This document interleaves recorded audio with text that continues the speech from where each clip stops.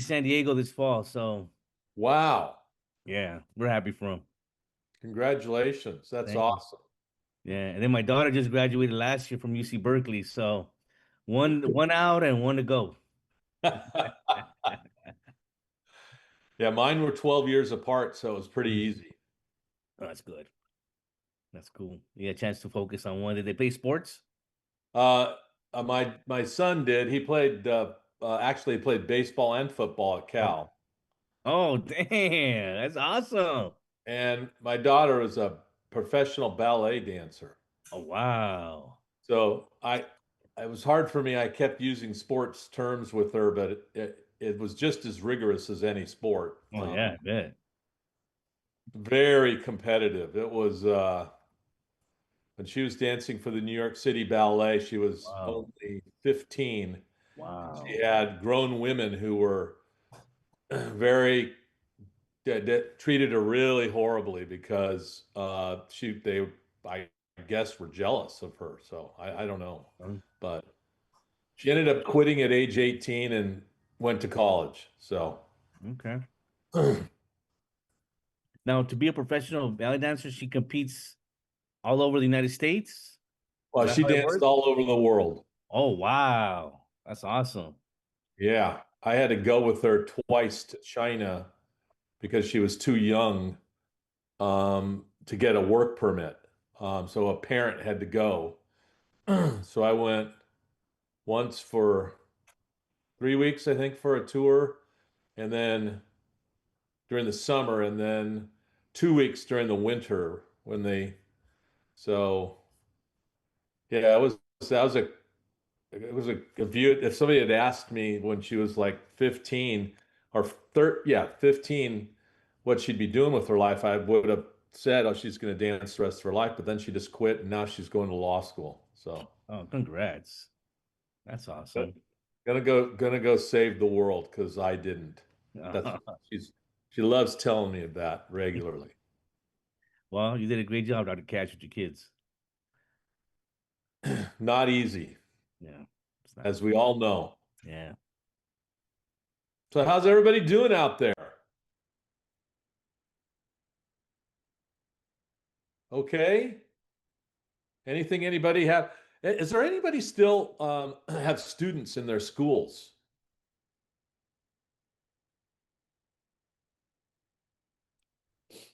Summer school. So other than summer, yeah, okay, summer school. Cool. Good.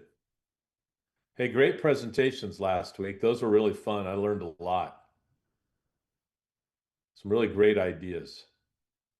I hope that was a helpful task for you guys, something for you to think about. For me, you'll see in all the case studies, it's not really going to matter if you're going to be a human resources person.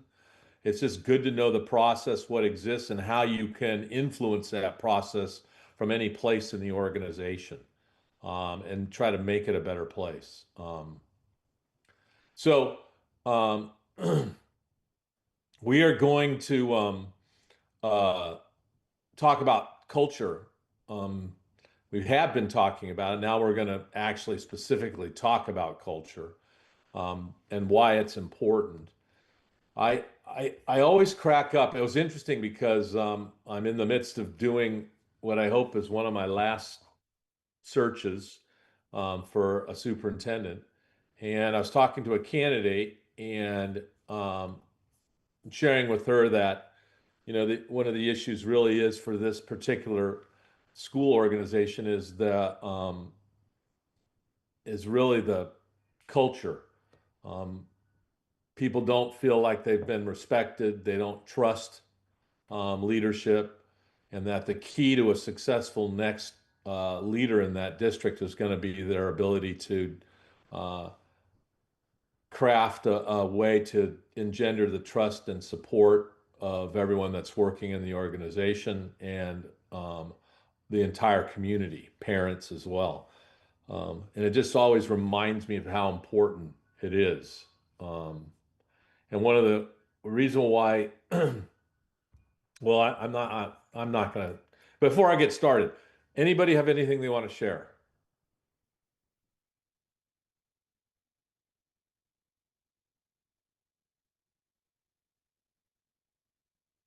Anyone believe the war in Iran's actually over?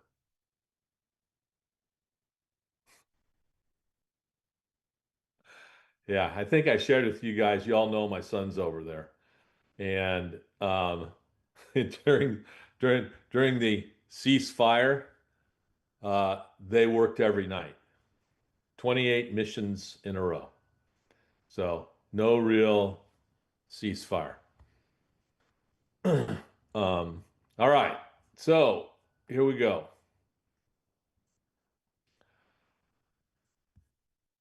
So I'm going to advocate, my bias is that human resources influences culture hugely. I think leadership can, by what leaders do and don't do, influences culture significantly.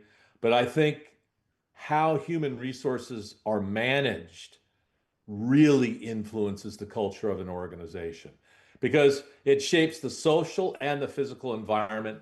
Um, you have to overcome the immunity to change, and you got to find people and support people who are willing to do that. Effective communication strategies, it's fascinating. I am going to be doing some work in a local school district, local to Southern California, that's going to be all about creating some effective communication strategies between leaders. It's a large education organization and other employees. Onboarding is a massively powerful influencer of culture, and the lack of onboarding says a lot about the culture of an organization. And also, innovation, how you hire for innovation, innovation actually means. You know, some of you, not many, well, really, I guess many of you have heard me talk about avoiding the traps of status quo. Um, and that's more than just innovation because you can get still trapped in a status quo scenario through innovation. So you really have to be thinking clearly about how innovation can influence culture and what it can do. So I'm going to put you in a breakout and I'm going to give you 5 minutes. And this is a very simple question you're going to answer. Why do we spend so much time thinking about culture for education organizations? All right.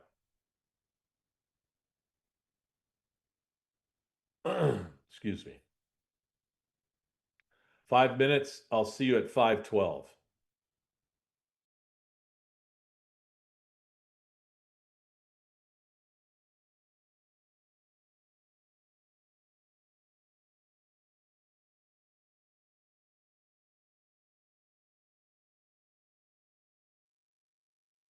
Hello. Oh, hey. Hey, Edwin, it's been a while. Yeah, it really has. Yeah. Yeah, and Ernest. I haven't seen you guys I mean, I've been in a group. I Sorry, I have my know. camera off. It's because I got laser done in my face, so I'm super red right now. Oh, it's funny. I get laser too. Beauty, pain is beauty, beauty is pain. What's the difference? Yeah, so right now I'm like, I am so red. I'm not going to have a camera. I'm going to have my camera off to not scare you guys. Ernest, are you somewhere different today? Uh,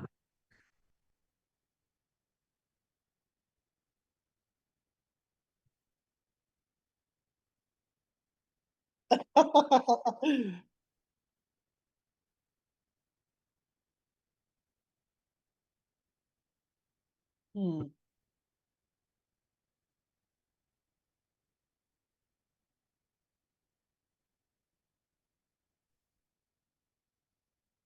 What are we supposed to be talking about?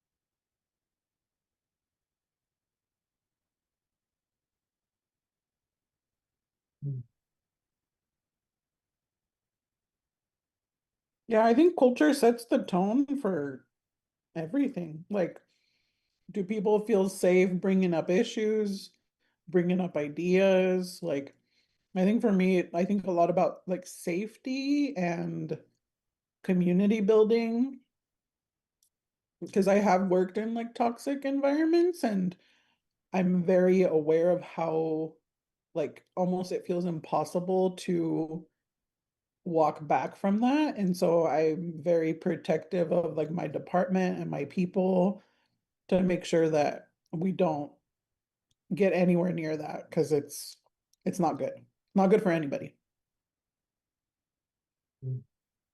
Yeah, I agree with both of you in the sense of like what culture is in terms of like expanding our mindscape so that if we think of a situation either working towards a positive culture, then we can keep going with that mentality so then we could expand on what we can do versus if we don't have a good culture or we start getting that negative feedback loop about where we're working, what we're doing, and then we might not want to push ourselves to do more because it's like that why bother, or it's not going to there's no importance to it or anything of that nature. So it's important to have a positive culture so that we keep thinking that to keep our flame alive and our intentionality to keep expanding on we should be doing more and how can we do that. I agree with y'all, especially like how you said like culture, like HR has the control of it, you know. And I've been into like toxic environment from work too, that that's like too controlling, wants to follow the beliefs and everything. So how you said it, Edwin, like the pauses and everything, I definitely agree on to that. Yeah, actually speaking of it says educational organizations. I think we know that in a school system, if we follow the policies to the T, we're not going to be able to really go far. And we can always say that's like, oh, we tried in this policy, but Yep. then if we have a positive culture and we think more of our education, of the culture that we build, then we would expand on that and know that we can always adapt, modify. There's always an exception, so then it could be equitable.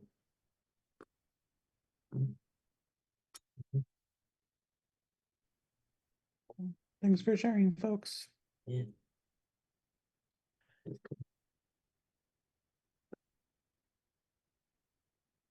How's your dog, Ernest? I just realized you had a dog with one of the first times at the first.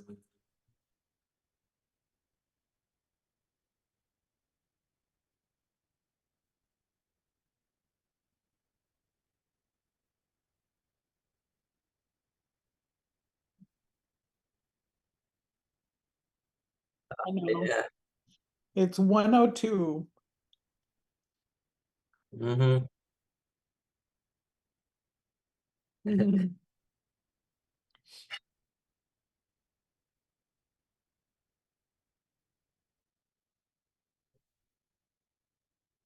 Okay. Yeah.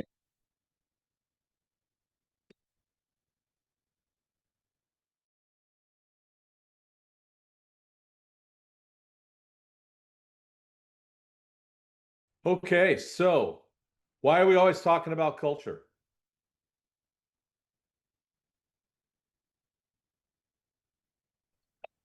I'm Dr. Cash. Yeah, Delicia. Oh yeah, so in my group I was just sharing how like instantly I thought about like how, since I've been working at USC, how they stripped the cultural centers, different levels of housing flooring that was, dedicated to different cultures and things like that. And I was just saying like how being like in a student facing position, like for me that affects me and kind of like the culture and environment amongst like, our office because we have to respond when students are raising questions or feeling like there's no belonging, there's no place that they can go to. And so we feel like that affects the culture. But I think my group raised a good question as to in what aspects of culture were you referring to? Because I think Sage made a good point about, I don't know, Sage, you want to chime in? Because I thought that was a great point that she brought up. Yeah, our conversation started shifting like towards like different cultural centers or like honoring student cultures, whereas I interpreted the question more as like an organizational or like staff culture question. So then I kind of started talking about how, especially in K-12 education, the students kind of mirror the adults around them. So if we want students to be in a good environment and have good foundations, then that starts with like kind of the staff and organization culture, and kind of trickles down from there. And that's really important. Great. Good. Who else wants to chime in? Thank you. In group 5, we're talking about like the morals, the trust, the ethics, all embedded and intertwined with culture. And so it becomes so important to make sure the culture is positive, there's trusting relationships, because you can't move a school forward if the staff don't trust the leadership or don't trust the board. I was giving an example that I transitioned to from a big district to a charter school. And so when I took charge, I was handed the responsibility of letting go 4 people. And I'm like, oh, and I told the person leaving, he goes, oh, you could have done this. He goes, yeah, but I know these people for 10 years. I'm like, oh, this is gonna have a bad domino effect. So, anyways, I did it, and sure enough, for 6 months, staff didn't trust me, and I brought in 2 other administrators to work with me, people that I know, so they were skeptical. And so I told my team, I said, look, we gotta work on getting to know the staff members on an individual basis first. I go, because it's not gonna work if we do the collective big group. We gotta go individually first, build that relationship. And sure enough, by December, January, it turned around, and then we immediately started focusing on improving our student achievement scores. And so once the staff bought in, once they had a good break, once they bought into the leadership, we started working on just improving our test scores. And so sure enough, we got our preliminary results, and we showed double-digit gains in every single category. And the only way that was possible is getting the buy-in, getting the trust. And so now staff's talking about working together. Staff's talking about trying this different strategy. And so we're seeing that momentum, and now we're seeing that movement that we need to see. But trust is critically important to be able to see the success that communities are willing to want to see. Yeah, I would always say trust is the coin of the realm for educational leadership. It's absolutely essential. Diana. Yeah, I can say for like my personal experience with building culture is just like I think the division I'm in technically likes to be a lot of hierarchy, a lot of like in order to talk to the person above your boss, you have to like kind of go through chains. But I think in my experience, I've been lucky to have great AVPs who establish a culture of like it's important to fix us internally. So it's always been easy if there's been a conflict to just work with them and just have conversation because it's important to trust, right? But it's also important to be heard because I think people can expect you to just trust them, but like I think it's hard to build that trust if you're not being heard either. So I think that's what's also builds a culture is it's being represented through like the highest levels too. Yeah, absolutely. Communication, huge, and how communication happens. Alyssa. I think for me, I've just completed a full year at my school site, really learning the culture, and understanding, like getting that context of where it comes from. I think we spend so much time talking about it because, like, as other people have mentioned, like you can't really do a lot or get that investment and buy-in until you build that trust, that rapport, those relationships. So I think trying to find the entry points of like where can we like shift culture a little bit. And the example I used was in master scheduling. Our math department is all about seniority, and that doesn't really align with the school-wide vision of every teacher teaching a traditional and a more like accelerated track and having the opportunity to do both. And just talking about, and this is across every job, it's like these veteran teachers feel like they paid their dues, and so these new teachers are coming in and they're getting the worst of like my whole thing is like we cannot set up our teachers for failure. And even in my role, there's so many systems that I've talked to my principal about. Like in my role, there's different things that I feel like I'm set up for failure here, and like I want to explore that because those systems aren't working. They're working so that there's conflict, and that goes into the culture, right? Like where it's like the first thing I do is tell teachers, no, you can't have that prep, or you can't teach that section. So I think just I've been really trying to seek to understand, and then really being strategic about what are the entry points to make some of those shifts that need to be made. Yeah, that's excellent. Thank you. I don't even know how to add to that. Anyone else?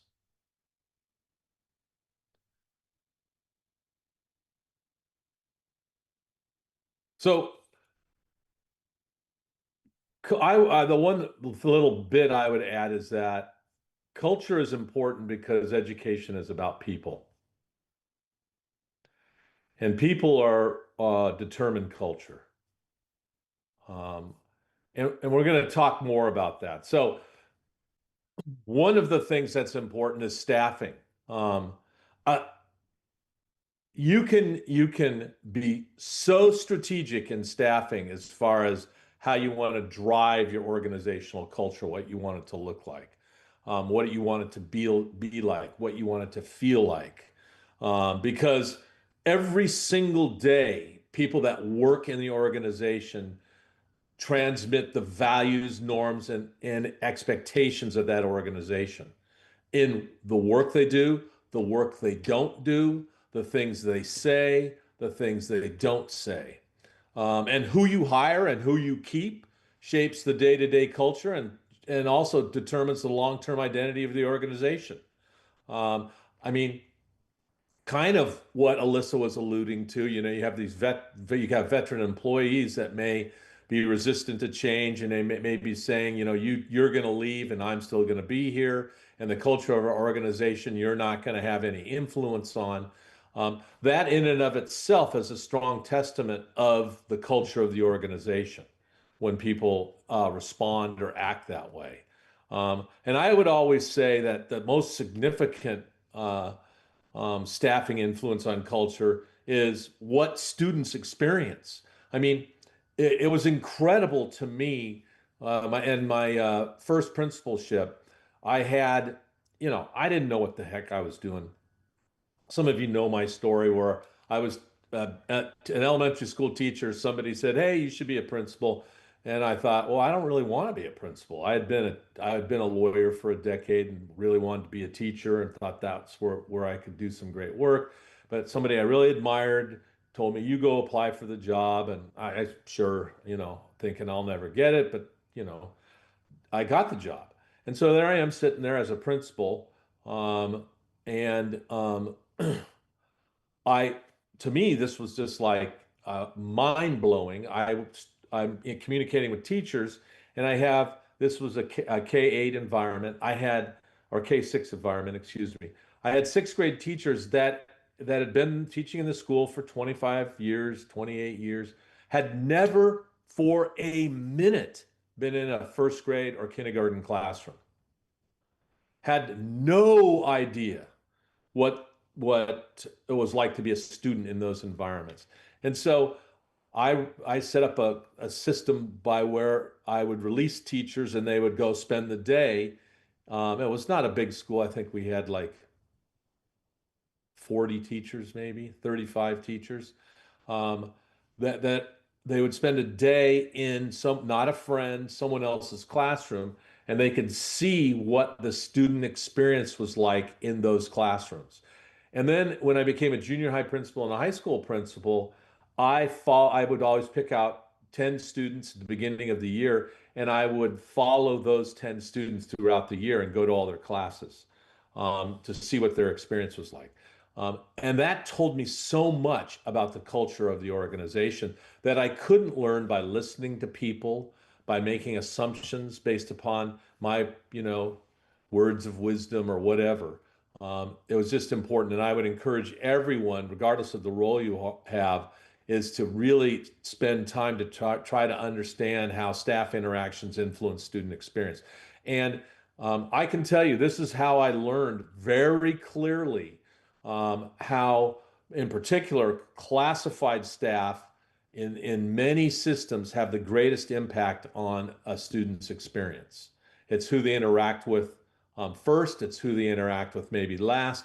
It's a person who's non-evaluative, a friendly face, a smile. It was awesome. So, how can you staff and maintain organization. Well, so one of the things that drives me crazy is this idea of fit. And I've used that word a lot. And you hear it, the idea of, oh, they weren't a good fit. So I'm going to critique fit in tonight, or if not tonight, next week. But understanding how fit fits in strategic hiring is important. So I would always recruit for alignment, not alignment with our dogma, but alignment for our needs, where we needed to go, how we needed to diversify, who needed to come up next. And instead of here's your 10 question, and I was looking for that, and I really wish that I still had it, and I might be able to get it. But when I first became a superintendent in Claremont, we changed all of our interviews protocols so that we would do these behavioral interviews to determine first if there was value alignment with what our mission and vision and values were in the Claremont Unified School District. Because we didn't want to go through the process of hiring somebody, onboarding them, placing them, and then finding out 4, 5, 6 months later that their values were misaligned with our values. And then we'd have to go through the process of letting them go and hiring again.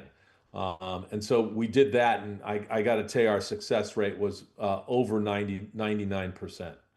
The other thing is this idea of a strong induction and onboarding. I'm still just in a state of shock how we have so few education organizations spend the resources and time on onboarding that needs to happen. Some of the easy things to think about induction and onboarding is it's an orientation. You can create mentorship programs, and it's kind of here's the way we do things around here that can help preserve consistency, if that's what you want. You can maintain your culture by retaining key personnel, by having professional development that's aligned with your values, and by having leadership continuity. What's interesting, what's fascinating to me, which I'm going to go backwards on this, is that we don't recognize, particularly in K-12, a little bit better in higher ed, though not that much better, in the importance of leadership continuity.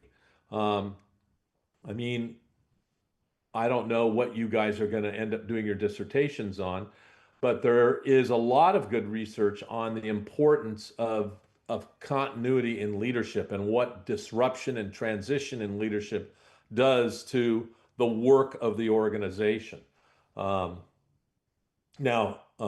if it's horrific leadership, then that's probably not good. But even leadership that's C plus, B minus, continuing that is better than constantly letting go, firing, hiring, rehiring leaders. I'm still blown away at how often in the K-12 world in particular, superintendents get fired. It's just like all the time. And new board member comes on. I don't like that person. I want a new person in that role. And then they go through the whole process again. And what happens, and I'm certain some of you have had this experience personally in organizations where there's a turnover in leadership. Most people don't, they're wondering, well, what's going on? Who's on first? And what good employees do then in those circumstances is they can't continue to focus outward. Their self-preservation efforts are focusing in on what their kind of locus of control is: their school, their classroom, their caseload of students if they're a counselor. And so less innovation occurs, less cross-functional communication occurs, because people are more in a self-preservation mode because of the chaos that's happening organizationally, either around them, above them, or wherever they are in the organization. So it's just so key. The second thing is this idea of having professional development that's aligned with values.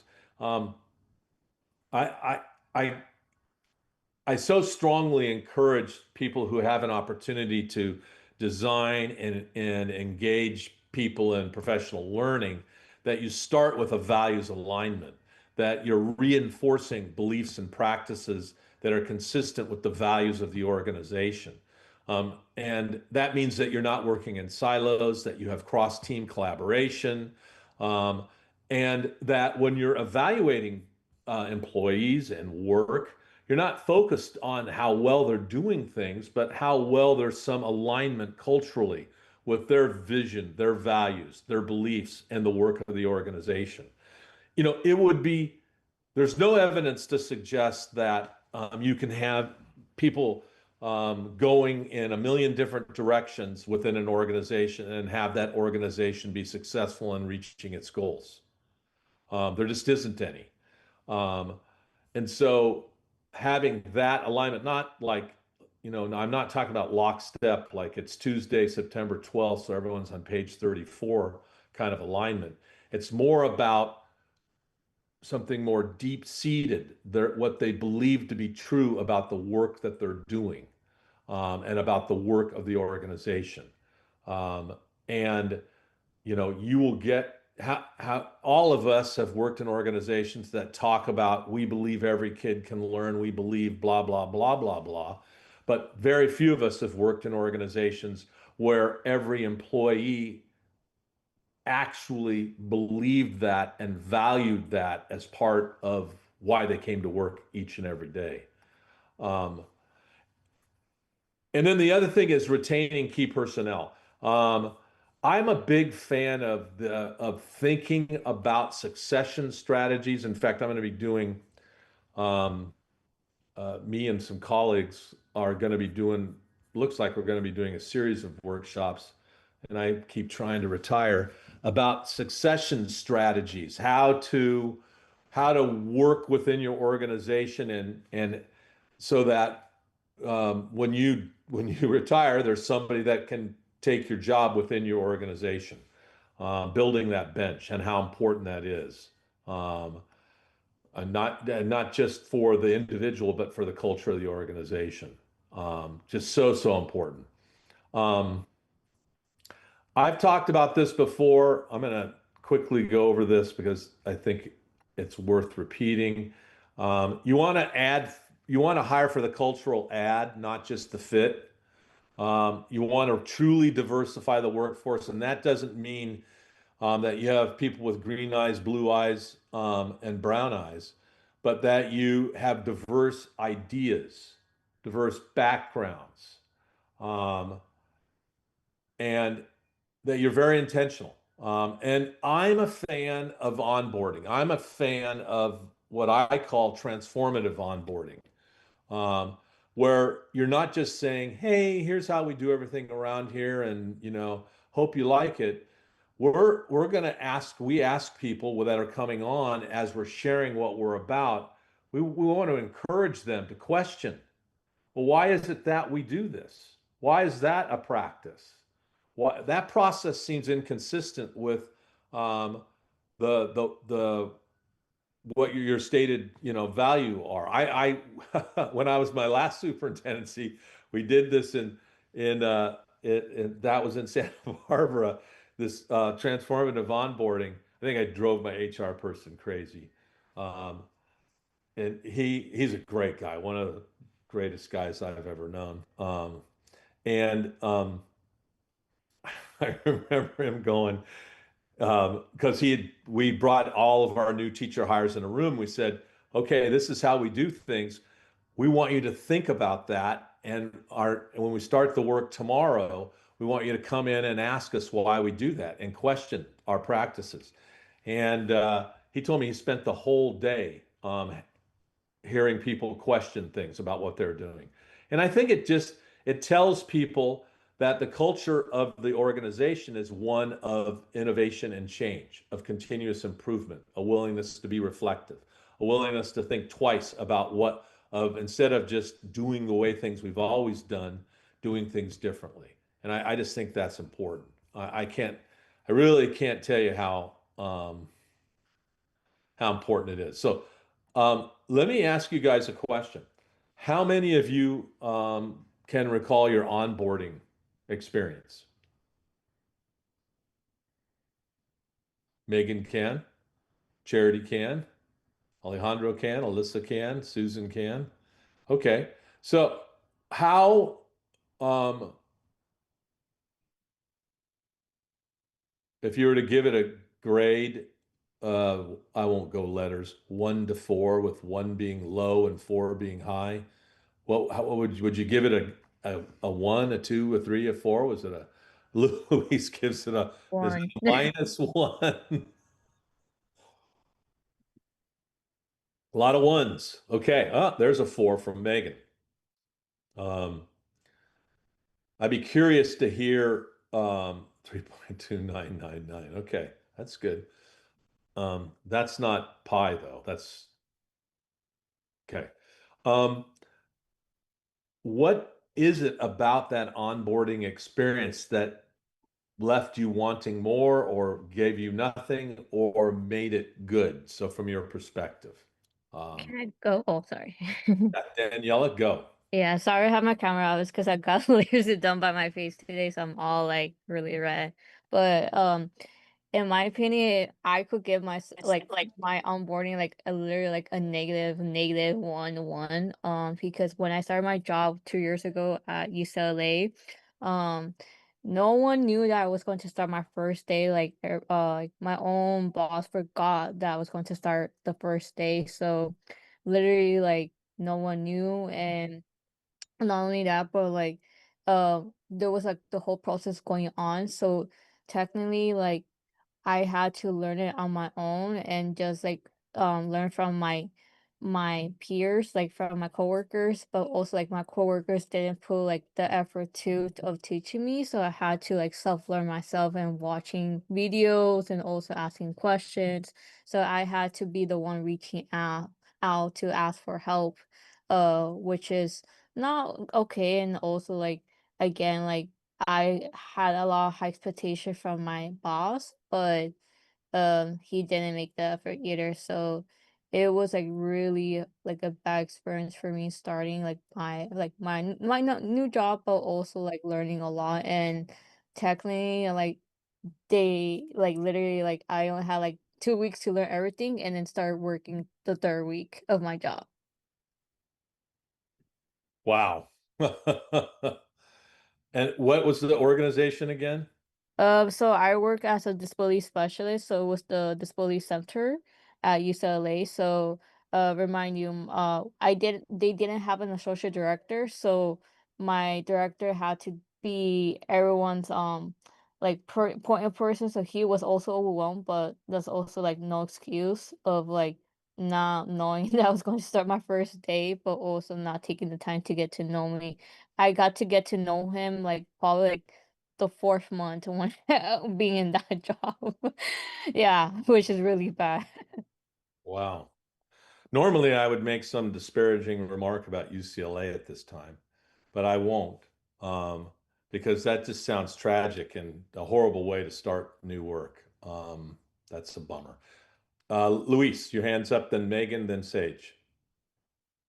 Yeah, thanks. When I started my role that I've been in for 8 years now, uh, the quote unquote onboarding revealed a lot about the culture of the organization.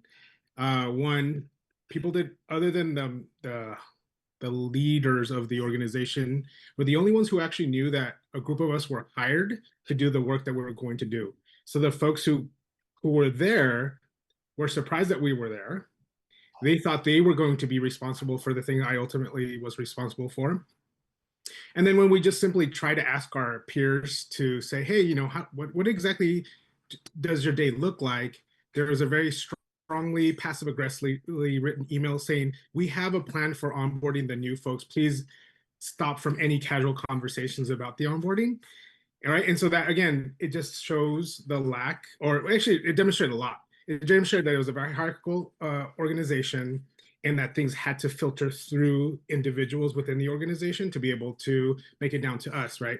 And so what ultimately happened over the course, I would say, of that first year, the 3 or 4 of us who were new, we just isolated ourselves and learned the job together, while everybody who was outside of our new group decided to start to leave the organization. And so there was something like 80% turnover in that first year. We didn't leave because we're like, well, this is all new to us, and all this like drama that is happening is old news, right? Is that has nothing to do with us, basically. And then because of so much turnover, the executive director did take some steps to then say, why are people leaving? We're like, hierarchy is part of the problem, right? And so some of that still persists today, but there's obviously I've been there for 8 years, so it's survivable. And there's been some changes, I would say, that have made it a different organization than it was when I stepped in. So, wow, that's an unbelievable experience you had. What has kept you there? I really do think that opportunities from the executive director to say, okay, wait a minute, something is happening here that is, I think he was a little bit detached from the workings of the organization and gave a lot of responsibility to someone who ultimately, that top person, she left. And so having her leave freed up everybody to then say, wait a minute, we're all professionals here. We all can contribute to what exactly this work looks like. And that was a critical component, right? Like, so sometimes leadership just getting out of the way is the best thing that could happen for an organization. Absolutely correct. Yeah. That's my, I don't know if this is what you mean, but this is how I hear what you're saying is the more power you give away, the more powerful you become. Um, and that is leaders getting out of the way. Yeah. Wow. Megan and then Sage. So I gave mine a 4. I felt like they did a really good job with onboarding. Even like my first day, our department was a lot smaller then, but everybody made themselves available to take me to lunch on my first day. And then the head of our department and I had a one-on-one meeting where he kind of like talked through what his expectations were for like how he wanted me to like act on the job, as far as like he was very laid back. So it was very like, I don't care, when you work or what you wear or what you look like as long as you're doing the work and you're doing a good job. And he also said, I'll never get mad at you for trying to do something and being creative and failing, because at least you're trying. So I thought that was like really comforting to hear, like within my first week of the job. And then I also had the chance to meet with all of the heads of our department. Um, like the directors within our department, learn what they did so that I would know who to talk to whenever I needed something. And then my boss also was really good about allowing me to shadow other people so I knew what I was doing. And anything that I didn't feel comfortable or like very strong in, she would either help me through it or she would find a training for me to go to. So I could become stronger in that area. So I think they did a really good job when I first started. Yeah. Sounds like it, man. Good. And where was that? Uplift Education, I still work there right now. So Okay. Cool. Very good. Sage. All right. So, I started teaching as an intern teacher without my credential. Um, and it was kind of like a fluke thing where I had a different job. I had a math degree and I didn't know what to do with it. So I was like getting like an informational interview from a principal that I knew there because she had been like a teacher and gone to leadership and stuff. And they pretty much like told me to apply to a job right after that. And so I applied and I started like kind of, I think 4 weeks into the school year. And the district always does their onboarding like pre-summer. Um, but apparently, because I started 4 weeks into the year, I completely missed any form of onboarding on the district end. And the school also didn't onboard me at all. They gave me the keys to my classroom. They said, here are your rosters, like kind of good luck. And I don't know how I survived that first year, but I had absolutely no help from anybody. Wait a second. I'm not gonna say that it is hard to believe what you just said. Um, so just because it sounds like just because you started after the school year started, you did. I mean, that was just wow. Yeah, Okay. everybody has like the district onboarding where they get like the school district backpack and all the other junk. And you would think at least the school site leaders would like sit down with you and like teach you how to use the email and like the grading portal. I didn't have access to the grading portal to take attendance or my email for like 2 weeks after, and it was other teachers on campus who showed me. Oh, So okay. yeah, that part was a shit show for me. So that was my onboarding experience. Lack thereof. Wow. Alyssa, and then Ernest. I think our district does a good job with our teacher onboarding. They have like pre-summer things, but also monthly meetings. But those meetings are with the deputy superintendent who really likes to have her hand in a lot of things. And I think what gets lost is the collaboration between the site and her. And even though it's like, hey, you can come to these meetings or here are the topics, some of them it's like, wait, like we had an incident at the start of the year where a list of things were shared with the new teachers, like the top 10 risky behaviors that was sent out by some law firm of like teachers to share. And it's like, well, wait a minute, only these new teachers are getting this training. So, like, we need to share this with all staff, like, if this is the expectation. So, just that like disconnect. And then I think we rely a lot on our department chairs to do some of that onboarding. And that's even hit or miss because if a department chair doesn't view themselves as like an instructional leader or support, or they don't have the time or capacity, it's like really the luck of the draw if you're going to have a good department chair that's like working with you. So there isn't a safeguard for that. And we started to notice that this year that, there was one teacher in particular who, because he's not asking for help or reaching out, that support isn't necessarily being provided, even though we know it's needed. Yeah, it's too important to be left to the luck of the draw. Ernest.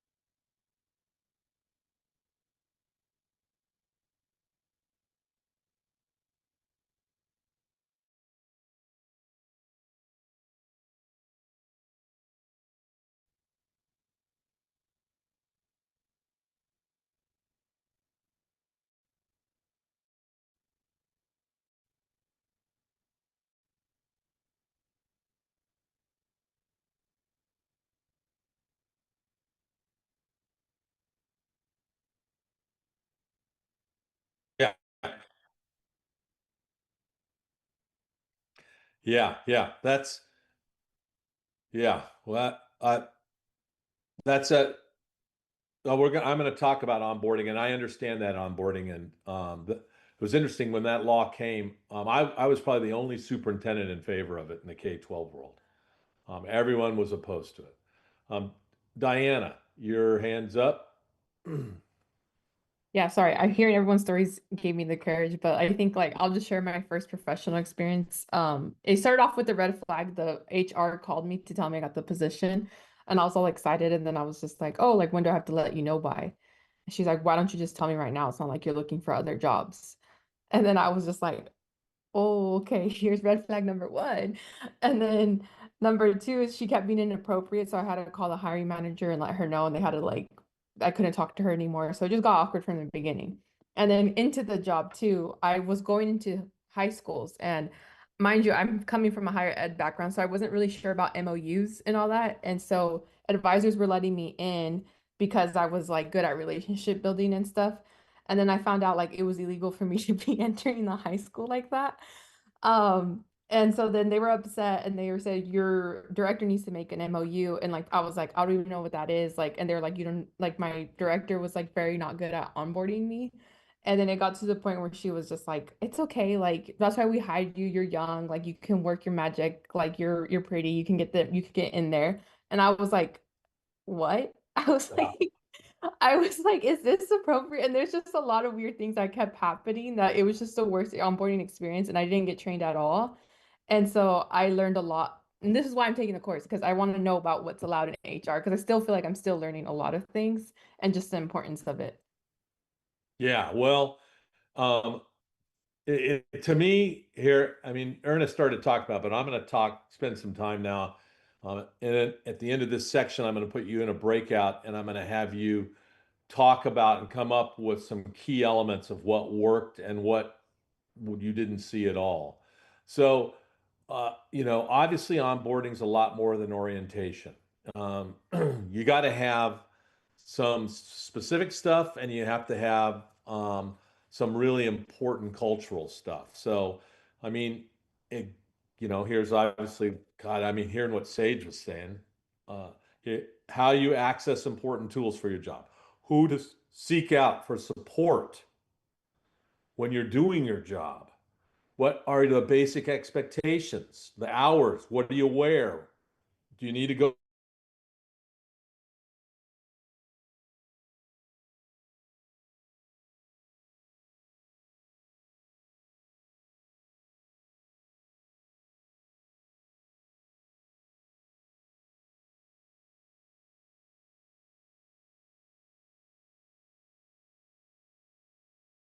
the day and how do things work here?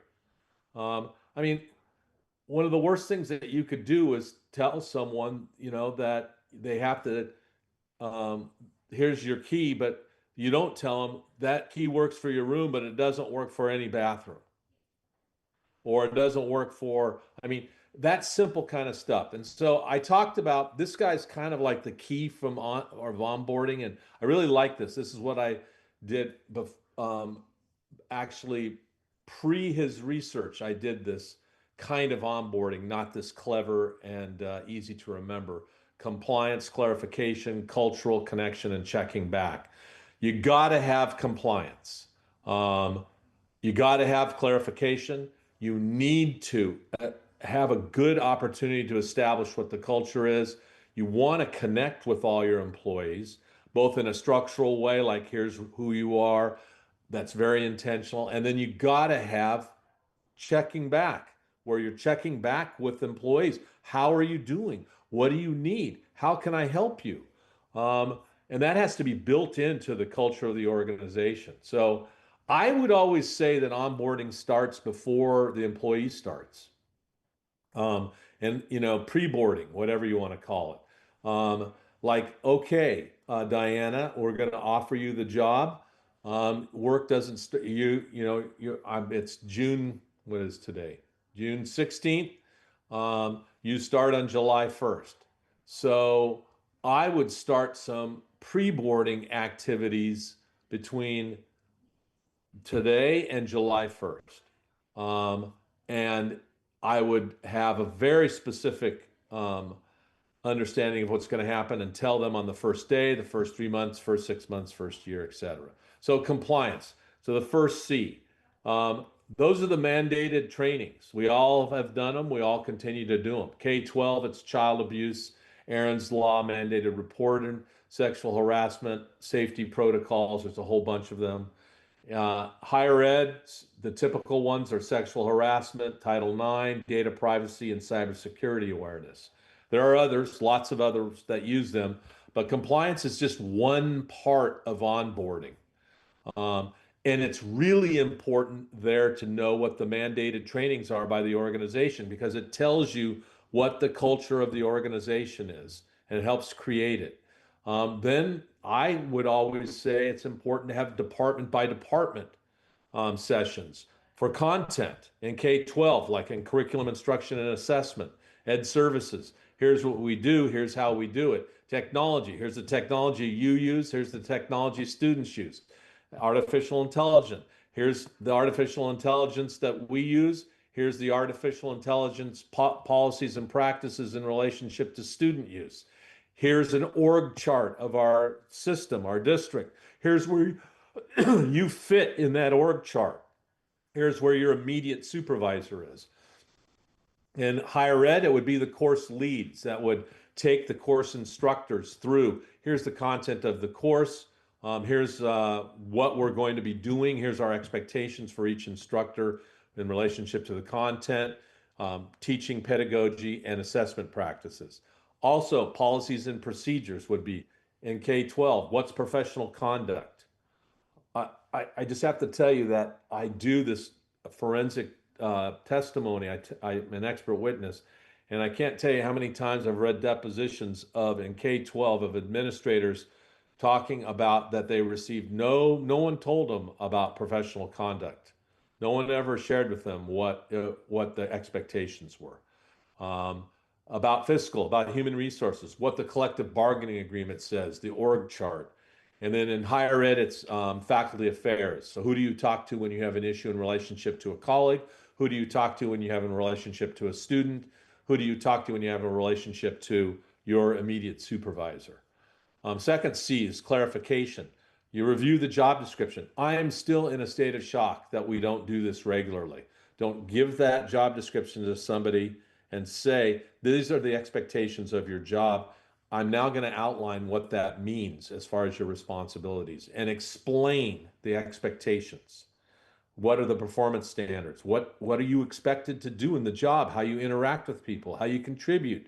How you contribute to your own team? Whether it's all the professors in the EDL program, the OCL program, the teacher ed program, the K-12 concentration, the higher ed concentration, the leading instructional change, the ed psych, or it's all the members of your third grade team, your English team, whatever, and what the expectations are, how you're going to grow and help the organization grow. And always, again, review the org chart. This person will be your supervisor. This is how you will report to them and what their expectations will be of you in relationship to that. Culture, the easy stuff, explaining norms, values, traditions, and mission. But then you have to help people understand what is it that people actually pay attention to, because people are people. And even though you say this is what we believe in, this is what we do, oftentimes the culture is based on what people pay attention to the most, and what they pay attention to the least is what determines what the culture is. So, like, whose opinion matters the most? Now, what does success look like? How do leaders react to challenge and success? And then strategies. Here's how you do it. I always say a live onboarding process. I mean, everything we're doing is virtual, but I think live onboarding is important unless it's a completely virtual position. I always think it's great to give out swag and have everyone introduce themselves. I think leadership has to be there. I think there has to be honesty about the challenges. Like, hey, you need to know we're in declining enrollment. That means that while your jobs are all safe now, unless there's a change in that declining enrollment and a shift in how we organize our work, not everybody's job is safe. Have to give, I mean, there's you have to have a balance between here's a bunch of stuff and delivering it in a PowerPoint versus having people experience it. And then I always think it's really important to pay employees to come in and talk about what their experience is like as a quote counselor in a high school, as quote a special ed instructional assistant in a special day class, what it's like to be a research professor in this organization, what it's like to be the tenure track, the rookie tenure track professor, what it's like to be a principal. I just think that's so important, and we don't do anything like that typically. And then connection. I'm always in a shock when leaders don't take advantage of the opportunity to welcome people before the first day of their work. To say, hey, really excited that you're going to come join us. I understand your first day is going to be on July 1st. We're really excited that you're going to be here. Looking forward to meeting you personally, watching you do the great work that you're going to do. I always think the first day you do what I've identified here, first 3 months, engage in whether it's going to be you're going to have assigned mentors, you're going to assign coaches, but there's regular check-ins, and that only changes after the first 6 months. You go from weekly to monthly, and I think in real forward-looking organizations, you help employees create career plans, to think about what you're doing in the organization. And then checking back. If immediate supervisors aren't saying to new employees, I'm here to support you, I'm here to make you successful, that's one of the most important things I do is support you in your work and make you the most successful, fill in the blank. There's something wrong with the culture there. And I think first 6 months, regular meetings with teammates, that's content rich, process driven, and that I tried to always assign a mentor or a coach and pay people to meet every week and then every month, and that would not be the evaluator of that employee. It would be someone who did not do that. All right, so as I said, I'm going to put you in a breakout. You've heard some ideas about onboarding. Identify the elements that are common in your onboarding experiences that work and those that were non-existent. You guys good? All right, I'm going to give you 15 minutes here.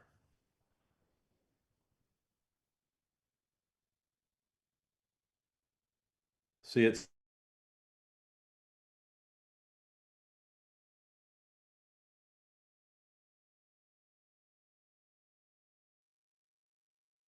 Hello. Hi.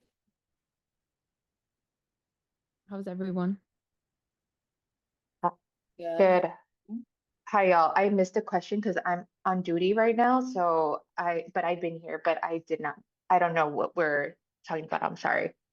I think I we're heard just all the way, yeah, I heard all the way to onboarding, but I don't know the question for this breakout room.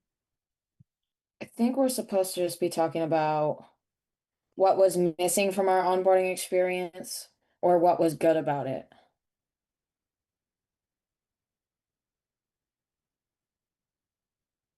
I think I kind of shared a little bit with what mine like was awful because like I didn't get trained at all. And like when I think of onboarding, sorry, let me turn on my camera. When I think of onboarding, I'm trying to figure out if it's like when HR comes and gives us an orientation of our benefits and everything, or is it like when our staff comes and coaches us on how to do things? Because I think that's where the biggest difference is at. And so I feel like USC does a great job at like their orientation with HR, things like that, giving you your benefits rundown and stuff. But I think when it comes to like staff onboarding, there's no like set way on how to do it. I think Laura made the point of like it's hard to be a new employee coming into a crisis. And when I came into this current role that I was in, there was a whole sexual assault community crisis going on. And I had to deal with press release, university communications, and USC is very particular about those things. So I just had to learn really quickly what I'm allowed to say, what I'm not, how I can't speak to reporters, how I can, things like that. That it just wasn't in it's not things that you really talk about in your onboarding, because you don't want to tell your employee like, hey, in case we're in a crisis, this is what you do. So I understood that piece. I think my first job though was just very much like, well, you were part of the program when you were a student. Why don't you know how to do it? Which made it difficult. Mm-hmm. I mean, I think something like important about onboarding is, especially in education, there's usually an overall organization, and then you work at a specific like office or a specific site, or I feel like it's important to have a like organization-wide onboarding, but then to also have independent like office, or for example, K-12 for me, it would be school onboardings. Because it is different. The district needs to talk about like the bigger picture things, but then there's a lot of stuff at a school site that you need to know separate from that. So I feel like it's important to have kind of both forms of onboarding. I think for my onboarding, it was very hands-on. Basically, I was giving a description of what my role was. And then they're like, I can tell you all of this verbatim, but it's a very hands-on job. They were very transparent with that. And so they were like, there's going to be a lot of community engagement, parent engagement. So at least for me, I had a really supportive team. And so my colleague was like, if I did not know anything, I was like in their office, like, hey, how do I do this? How do I do that? And so they're like, and I'm a quick learner. So if you tell me how to do it once, I know how to do it afterwards. So I didn't struggle with that. It's just more of adapting of a very high paced environment. And it was just more of like, I felt like it was like my first year of teaching all over again, just because it was just a whole new environment. But I did get full support of like my director at the time and then my colleague at the time. So it was just very hands on. And so they're like, we can tell you, hey, I can give you a manual, but it's not the same as you actually doing it. So I was not left alone. Give me 1 second. But yeah, that No was worries. my onboarding experience. Yeah. For K-12, I think the equivalent to that would be like having time to like go to classrooms and observe and see what like other people are doing or how the school operates, like just having an opportunity for that.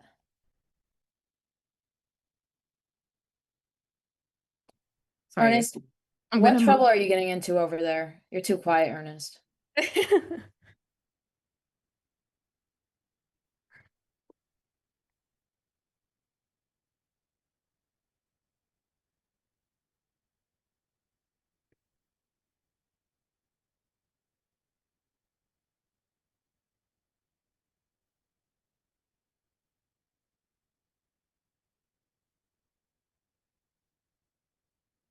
Hmm.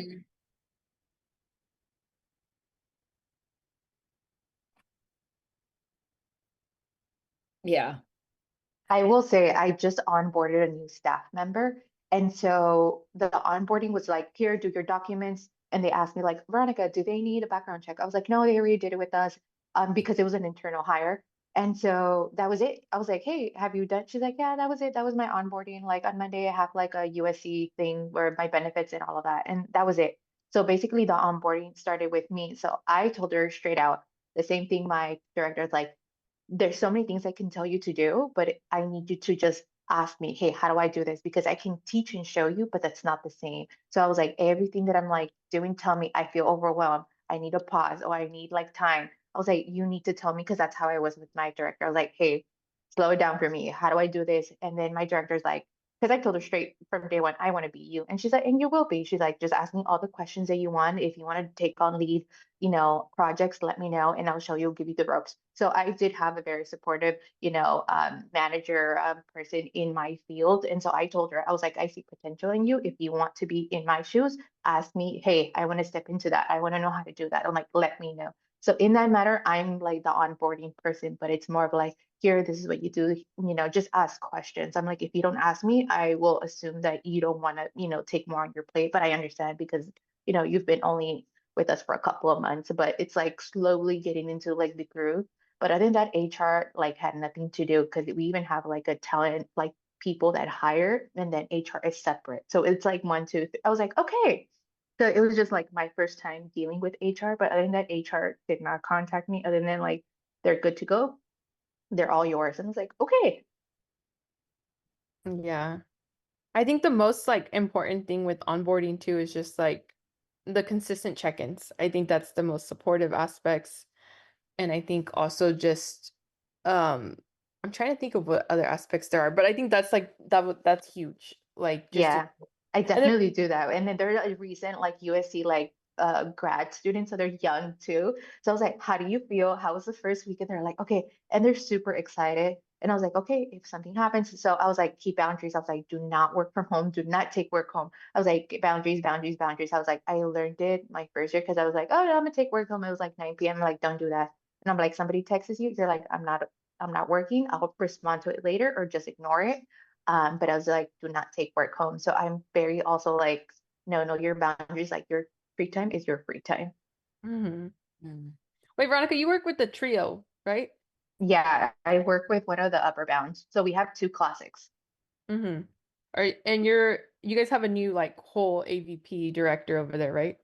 Yeah, so we merge with K through 12 partnerships. So we're now with NAI, University Relations, with the radio station too. What else?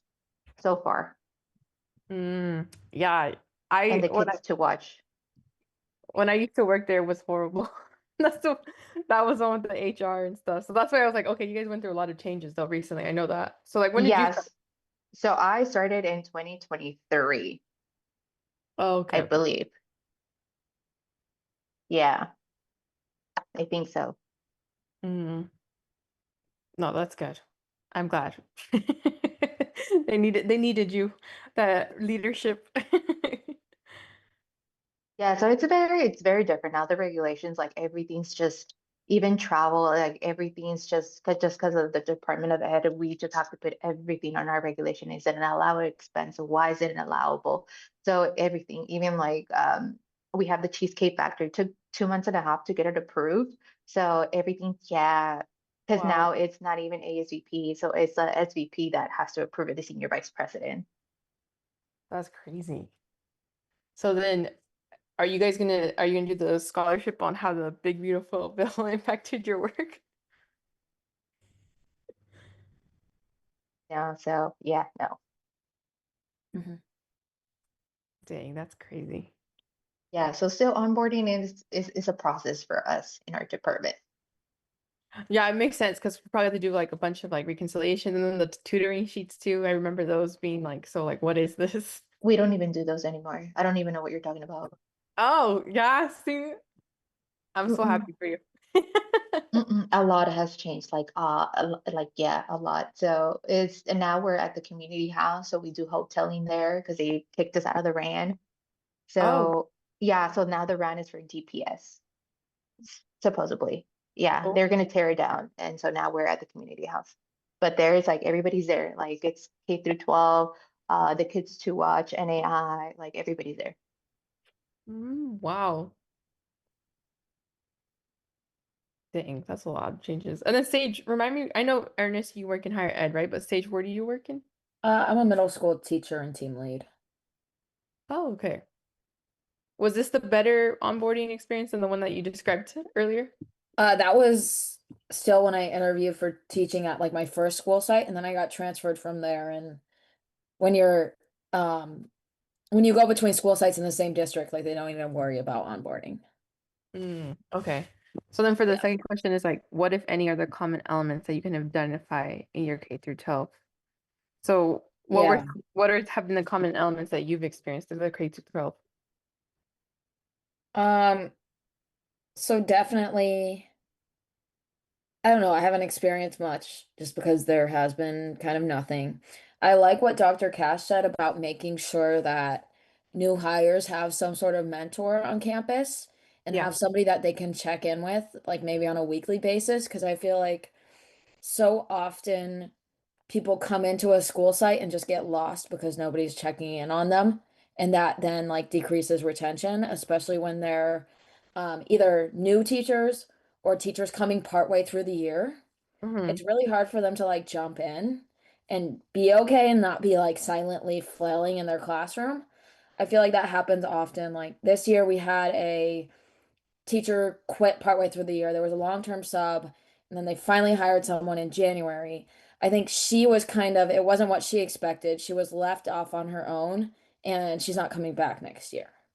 So like those kinds of things is like, how do we create like a consistent process that helps with that idea of they need to have somebody that they can go to and they need to feel like it's manageable and like know what to expect to be like successful and want to stay in the first place. Yeah. That's why, and I don't know, Ernest and Veronica, if you guys can add to it. Like, I feel like with higher ed, the onboarding process is like so inconsistent across universities just because I feel like higher ed positions are not linear the way K through 12 is. Like I feel like you know where you can go next, but with higher ed you can't. Like you just like are like am I a coordinator, am I a special assistant, am I like a manager, an academic advisor? So I think that reflects in the onboarding as well. I have two titles. So my external position, I'm a program manager. My internal position is program director. And then for the Department of Ed, I have another title. That's confusing. I'm the principal investigator for the Department of Ed, PI. So I have Is three it because titles. of the bill or is it because of No, it's just that's how it's been. So I don't know. So if I were to like, yeah, when I applied to be a director, it was program manager, and then it said like your internal is gonna be program director, and then for the department of you're gonna be the principal investigator. So yeah, even for my staff, they're the way they're hired is like if they're student advisor two, internally they're the program coordinator. If they're the program's student advisor one, they're just a program advisor. Yeah. do you know why they do it like that? That's a great question. I have no idea why they do that, and it bewilders me sometimes because again, it's inconsistent. Yeah, that's crazy. Mhm. It's like hired as like a student advisor, then but then you're like an assistant director or something. Hmm. And it's like, how do we tell that to our outreach? Because we're in what is it, a community-based organization. It's like when we go out, it's like, oh, you're a counselor, you're an advisor, like what is your title? And so the easier way you can tell your, community-based or partners like, oh, I'm a counselor, an advisor. It's just easier rather than just confusing them like, hey, I'm the coordinator. And they're like, oh, what do you do again? Yeah. Dang. Especially at SC, the titles are like so like what like it's interesting. How about you, Ernest? Do you have what's your title for your school?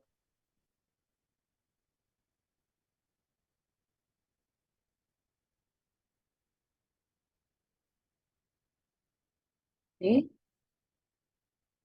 At like SEA? Okay.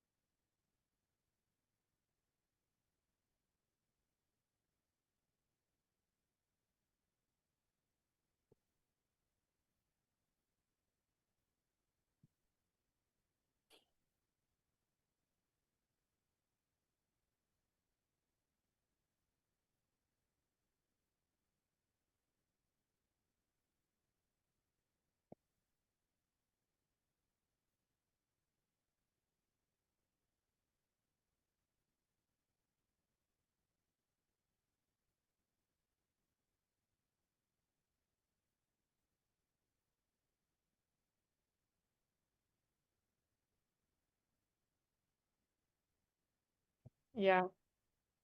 I feel like even with your position, like you work in a community college and you're a student services coordinator, which is like equivalent to like an assistant director in the university level too. So that's even inconsistent there. And I think even like, well, I mean, for Veronica, you're federal. So yours is like, you're in a private university, but you're federal too. So you have like different restrictions. But I think like for us, private helps, and when we want to make a change in policy, like it's kind of easier because we don't have to go through all the hoops and like documentation and everything or the consistencies and all that. But it does like you mentioned, like they're able to be a little bit more sneaky and have like their own little like bit of inconsistencies that makes it hard to maintain a consistent culture and leadership and stuff. I will. No. Yeah, I'm on your side. I get it.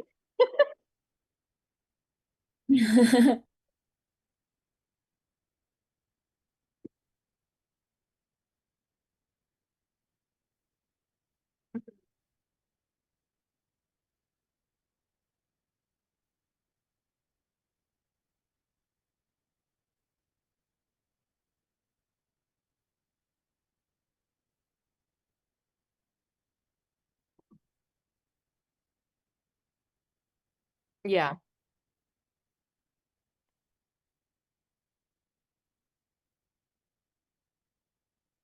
Yeah, no. No, We still I'm with you. USC makes me mad sometimes. we still have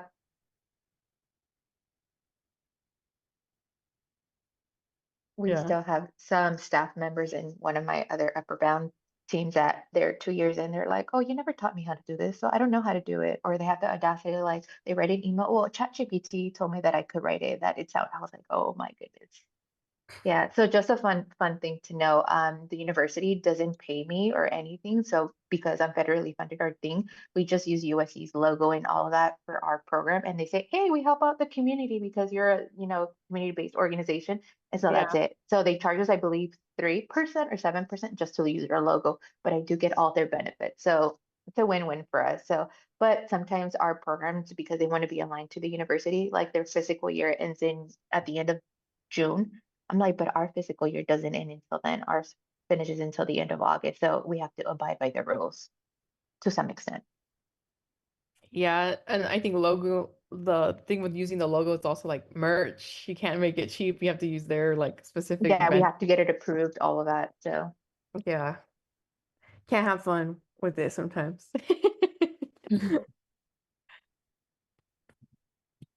No, but this is good insight. I feel like we all have we have very different variations here, which I think Yeah. is Good mix. cool. Do you guys have class after this? Veronica, are you in my ed psych class, right? no, I'm in person with Dr. Franklin. Oh, really? Which class? I'm taking the leadership enactment.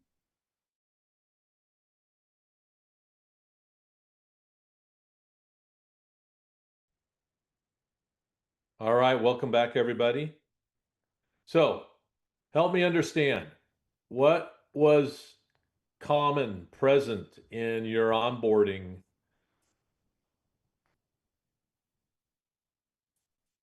that was there or was commonly not there?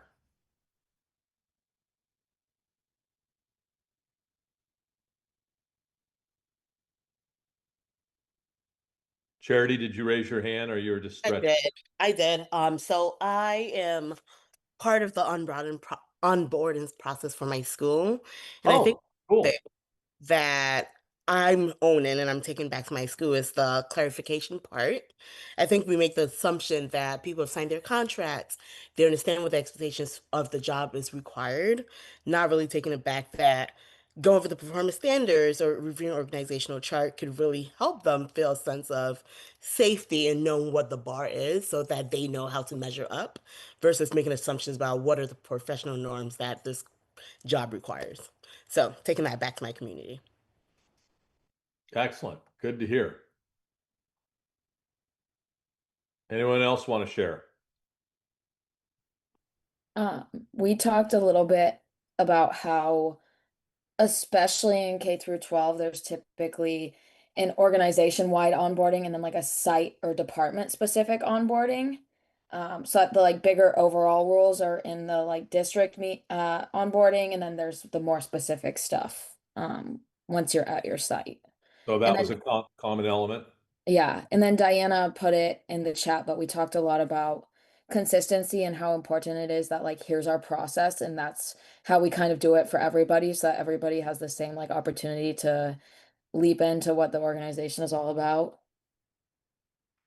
Yeah, good. Okay, that's good. Brandy, your hand's up. Luis brought up a good point, just about how sometimes everything is so fast tracked, like they give you all this information in 1 to 2 days, and then just that's it. So like we all just were like, that's so true. Like sometimes it's just kind of like a checklist. They give you all these things and you're on your own. So like that was just one thing we really talked about. Like you don't have to do everything all at once. Like let's have some checkpoints. Let's have some times where we check in at other points. So. Yeah, good. Yeah. Charity. I think one question that I have is, and I asked this in my group, like, has anyone found a system for a way to systemize connection in terms of the mentoring and the coaching so that it's not so ad hoc based on individual people within the community? So I have ideas, but let's let anyone else.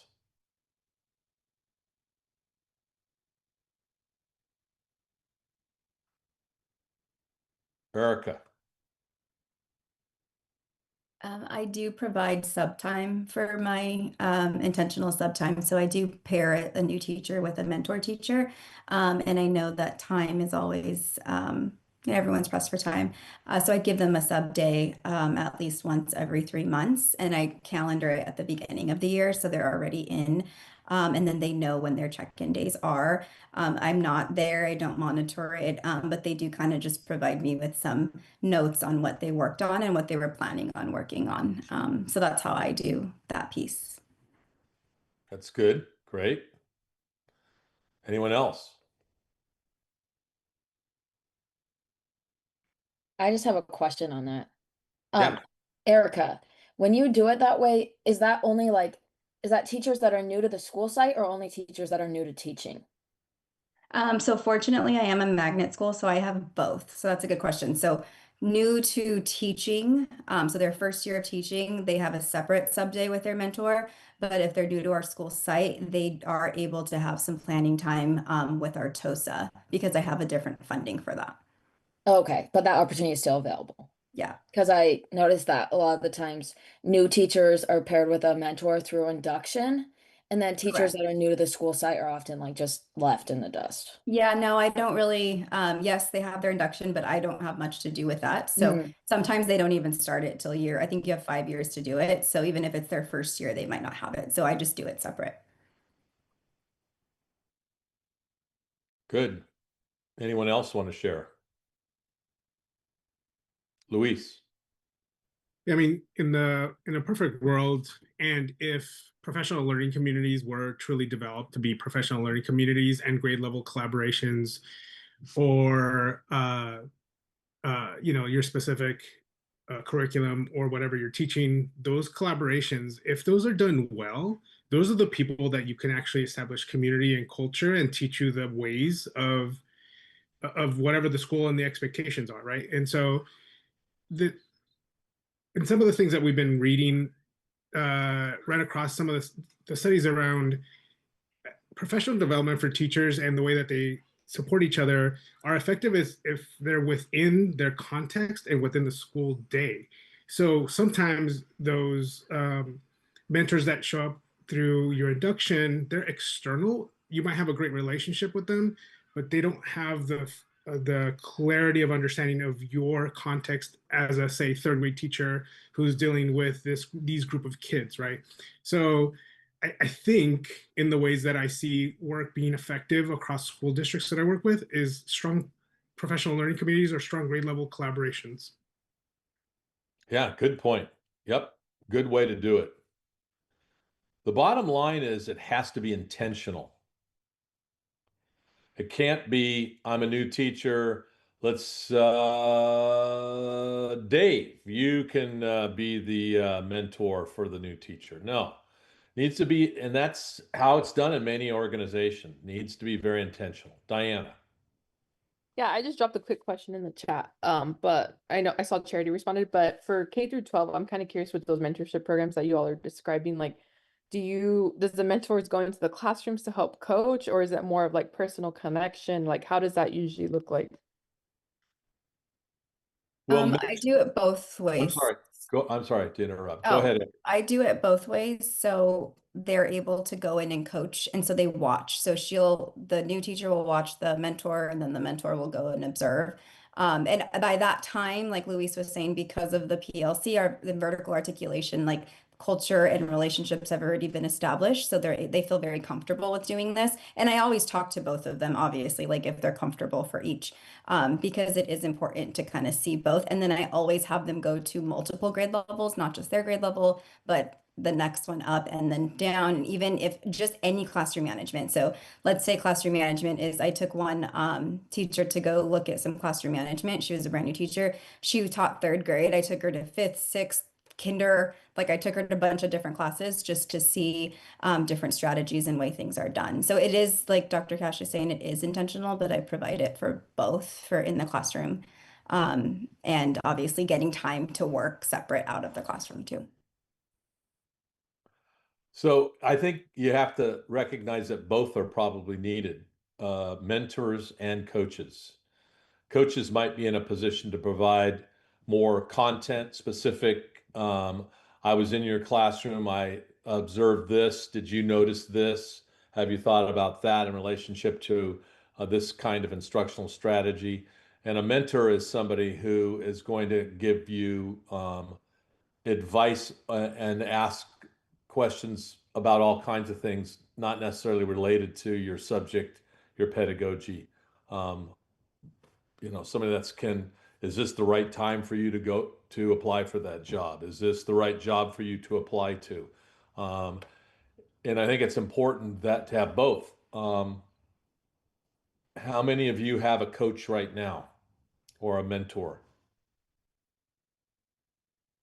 Okay, good. I think everyone should, no matter where you are in your career.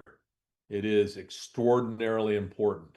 I very fortunate. I had two mentors that also were helped provide some coaching for me as well. For over 20 years, and that was spectacular. There were two people one I worked for and one I knew, and they stayed with me. One until unfortunately he passed away, and the other stayed with me all the way through the completion of my work in K-12.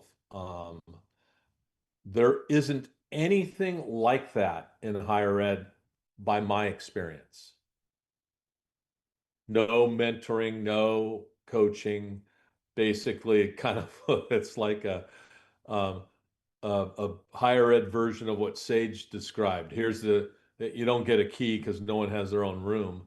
But if you have an office, here's the key to your office. Um, they don't even, I mean, sometimes you're not even told what courses you're going to teach. And if you are told what courses, sometimes you're not given, you have to figure out what the materials are.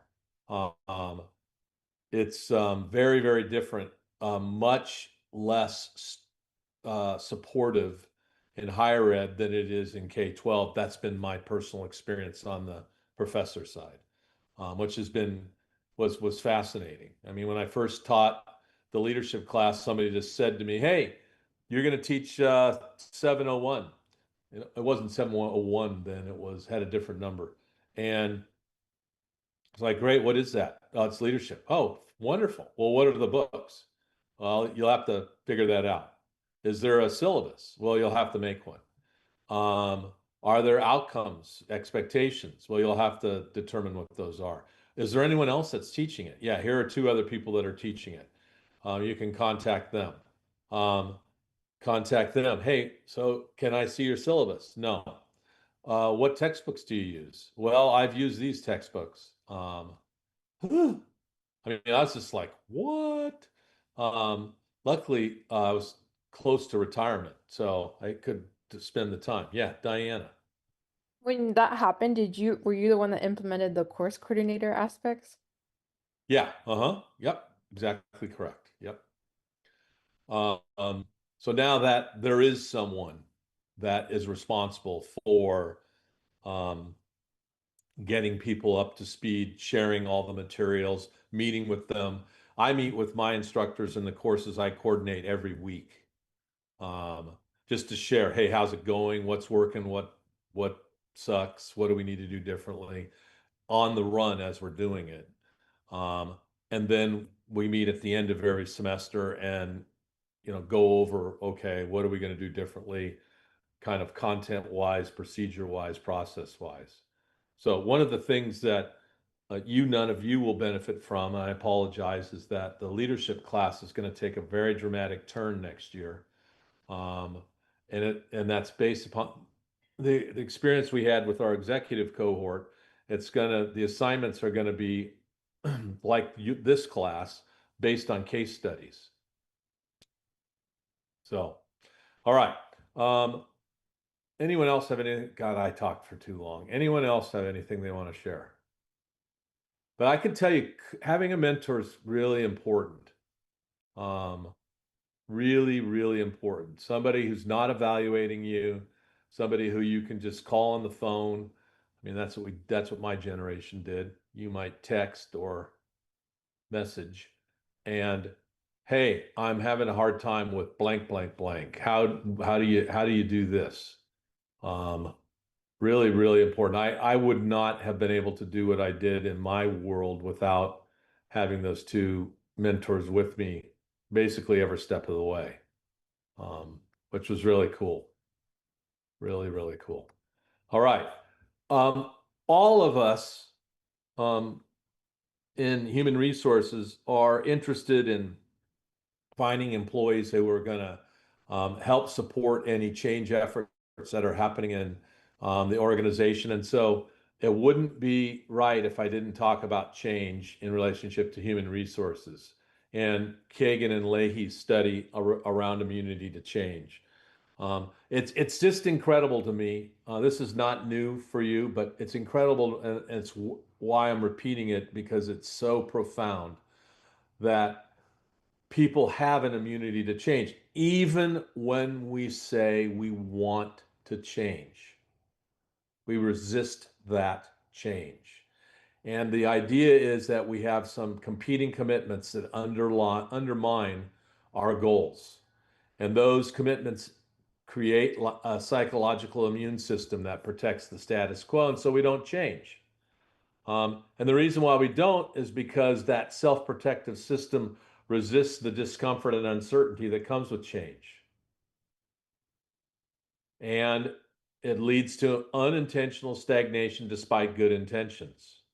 It is unbelievable how we'll continue to do something in education over and over and over again, not getting the results that we want, but being incapable of fundamentally changing what it is we're doing. Now, will we do something different? Yeah. We'll move from individualized instruction to group instruction. We'll move from this to that, but we really won't do the important change in values and beliefs, because that will create some discomfort and a lot of uncertainty. Um, I think change is definitely related to learning. Like I'm going to tell you a story today. So I'm putting together a, a year-long professional development um, program for a school district in Southern California in relationship to team building, team building, leadership culture. Um, and so I spent like 3 hours just putting a big concept together, a lot of work. And then my dumb blank uh, computer, I couldn't figure out a way to save it. And my wife and daughter would tell me that's because I continued to use Microsoft Word and not Google Docs. If I did use Google Docs, it would have been saving automatically and I never would have to worry about it. And my wife is now yelling at me saying where it also has an autosave feature. So I'm in there trying to figure out where this document is, can't find it anywhere. 3 hours of my work down the drain. Now, moving forward, I'm doing all of my work in Google Docs. Now, the cheering you hear is from my wife. Um, and that's because, I have to learn how to do that. And it's going to require significant change on the way that I kind of construct my own thinking about my work because I'm a writer, and so I'm constantly writing ideas and things down. Um, and it was this loss of this document and 3 blank hours of work down the drain. My daughter, I had my daughter try to figure it out. Because she's home from college waiting for law school. No one could figure it out. So I'm going to learn, I'm going to change and learn how to use um, Google Docs. So, kind of the key components of change and learning are we say we have this goal that we want to do. And I don't know, do any of you work in an organization where you don't have goals that you're working on that require you to change the status quo? Everybody has that, right? Or no? Is everyone working in, or is anyone working in an organization where your next year is going to be a duplicate of this year? Yeah, Or that's how I feel about my organization. We just our administrators all about numbers all the time, like just graduation rate, but never like how we get there. whoa, remind me again where you work, Arlene. I don't want to share. Okay, safe place. I work in Redlands Unified School District Okay. Wow, you've had some significant, how long have you been there? for like 10 years. Well, you've seen a lot of superintendents in the 10 years. I wouldn't recommend this place. Wow. That's such a neat community too, Redlands. Beautiful. Yep, it is beautiful. There's a really great charter system there called Sage Oak. Have you ever heard of them? Yeah, I have. Okay.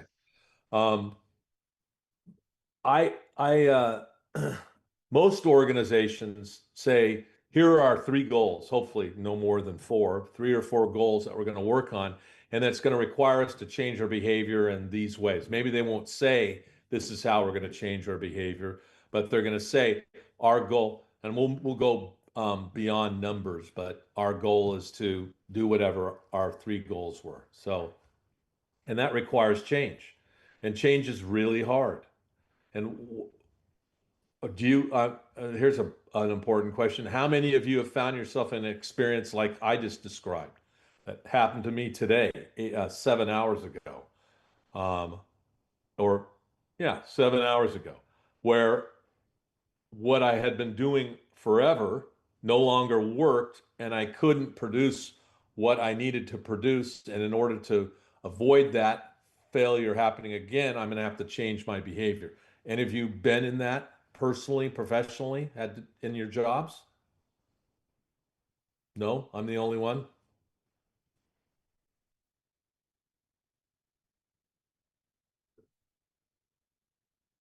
No one wants to talk about it? Come on, this is a safe place. All right, Megan. Last year I had a data file that I spent like 10 hours working on. I sent it over to our data team to import into like our database, and our director of data came back and was like, you didn't format this like in a way that was usable for me, so you're gonna have to redo it. So that was a learning process for me to, maybe I should have checked with him to see what worked best for him before just assuming I knew what I was doing. Yeah, that's yeah. What ended up happening? We ended up meeting and we talked through like what the format needed to look like and things like that because I was formatting the file in a way that our team normally would use it, but it wasn't usable for him just because he uses a different platform. So the takeaway was like whenever you have a big project like that, just to check and make sure everybody's on the same page. Yeah, good. Yeah, Ernest.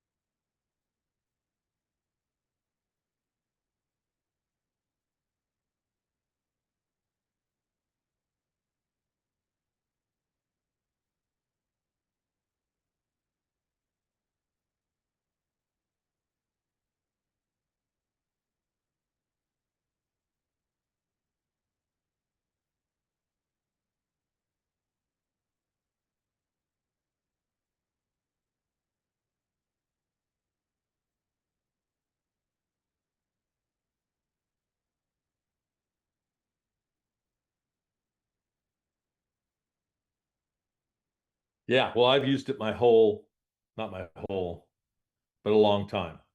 But my wife is always telling me it sucks and I need to move to Google Docs. So is that I'll have to talk to you offline, Ernest. Arlene. I know for my job, one of the things that I used to do every year was I would coordinate our college and career fairs. So I would do in each semester. Very successful event. We had a lot of people come in, and like I feel like it was an event I was proud of. But after COVID-19, we started seeing a dip with our events that we had on campus. And so I had to rethink this event that I loved and that I was tied to. And, I had to change. So I ended up changing the event one year, redesigning and doing like, instead of having vendors and colleges come out and set up tables, I coordinated presentations in all of the classrooms. Since students didn't want to come outside of their class time, we brought the presenters into their classes, which was a lot more work, but like I had to, pivot, and instead of doing the same things I was doing that were successful, I had to change things, it was challenging, but you have to do that sometimes. Yeah, so those are what Arlene and I and what others have described are, I would say, are kind of technical changes.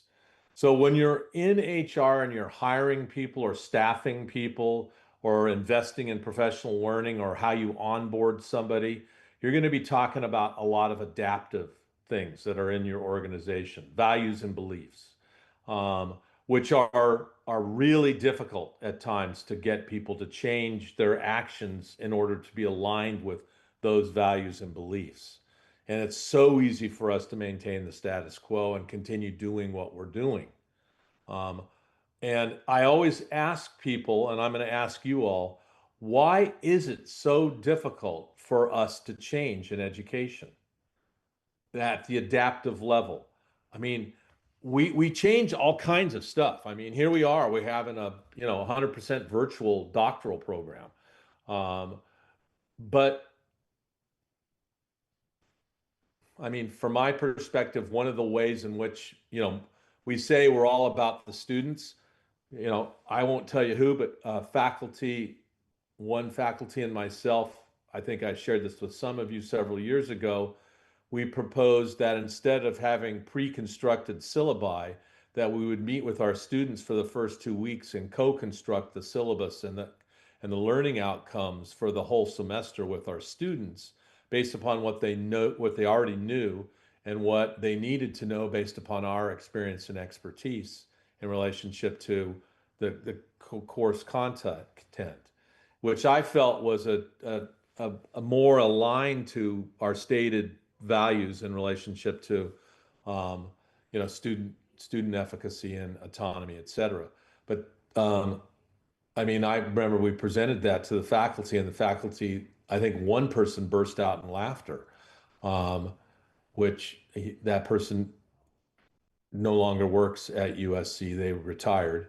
But it was kind of mind blowing to me that I thought we kind of both thought was a pretty straightforward idea. But so why is change so difficult? Why was that idea? Why aren't we co-constructing the syllabi with students to start the semester in each course? What is it about change? Yeah, Susan. I think that maybe it has to do with the structure or the belief that the educator is always on the top and the students are on the bottom. So the learning is not a two-way thing, it's a one-way, like downstream. And if you give that power to the students, then maybe they feel like they wouldn't be the boss or the professor in that aspect to kind of give away that power. I don't know. I agree completely. I think you've accurately described it. That's the situation. Why are we afraid to do so? What is it about human nature? What are we afraid is going to happen? Why was the faculty, what were they afraid of? I think you're right. We have an unequal distribution of power and authority, teacher, student.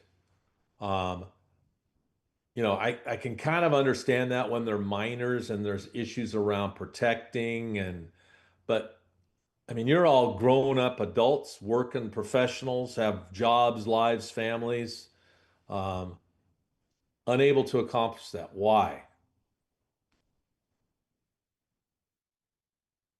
Is that something you would be interested in as a student? Would that have been a different, or would that have freaked you out as a student? Whoa, that changed. I mean, God, do they not know what they're supposed to teach us? Yeah, Diana. I feel like I would love that because it would help accommodate to what's going on. But I do know like I'm weird. Like I like ideas and things, but I also need structure. But I think the idea of just knowing when the finalized syllabus would be happening would be helpful. And I think maybe the person before didn't like the idea because it's a lack of trust. Like they don't trust us as students to actually have knowledge, to bring in experience, to bring in things into the space. And I think when someone's considered an expert for so long, they're like, well, what do they know compared to me? Yeah, well, I, I think hopefully, who knows? I share enough that I learn every week from students in my class. I mean, to me, it's ludicrous to believe it's a one-way street, but I think you're right. Ernest, then Susan, then America.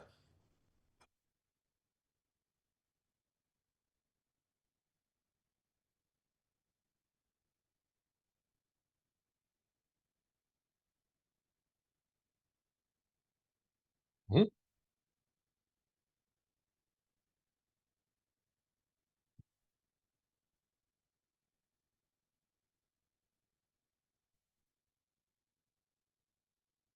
Right.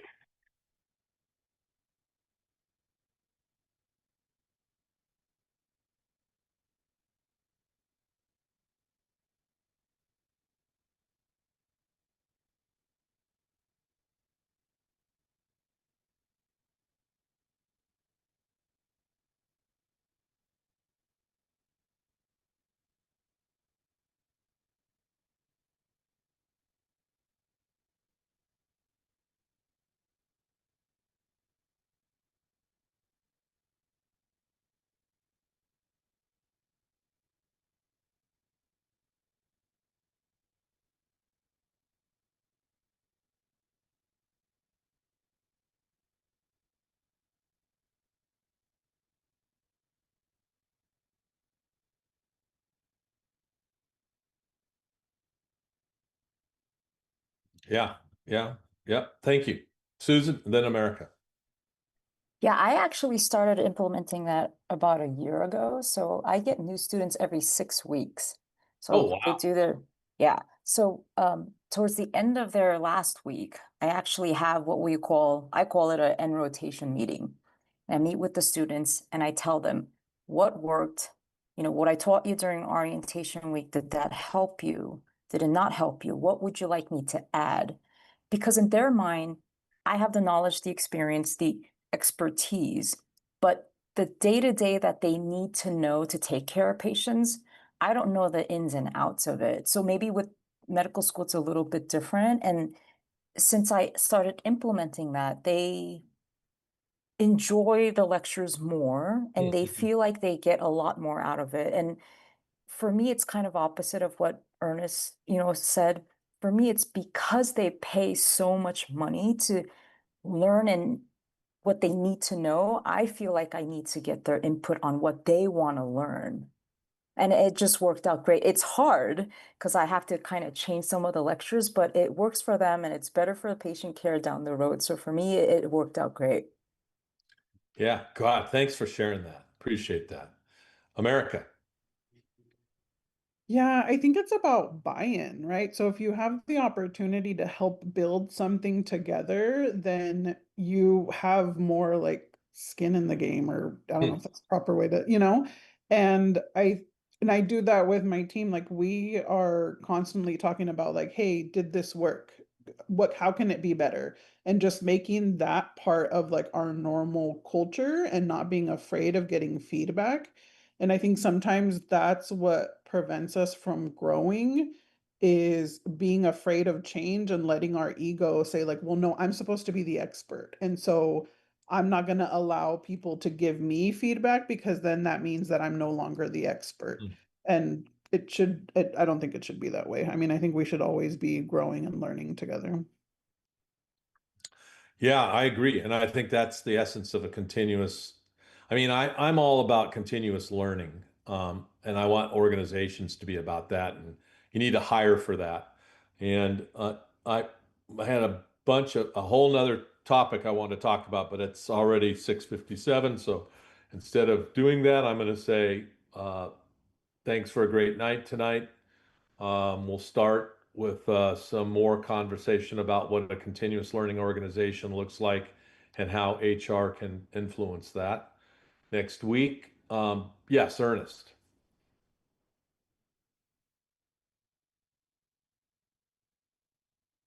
Yep. Yep. I'm sorry to say, Ernest, but we had some people say they want to stay in the same group. Interestingly, some of them were actually in your group.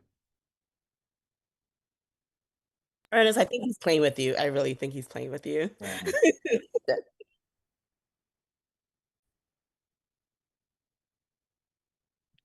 Well, That's like Diana's HR person saying that all that all that red flag stuff. I will. I will. We'll talk. We'll talk about it next week. I want to wish everybody a safe, happy week as you hopefully get to spend time with your families. And we'll see you next week. Everybody fight on and take care of yourselves. All Happy right. Juneteenth. Yeah. Have a great Juneteenth. I'm going to the Dodger game. Bye, y'all. Thank Night, you. everybody.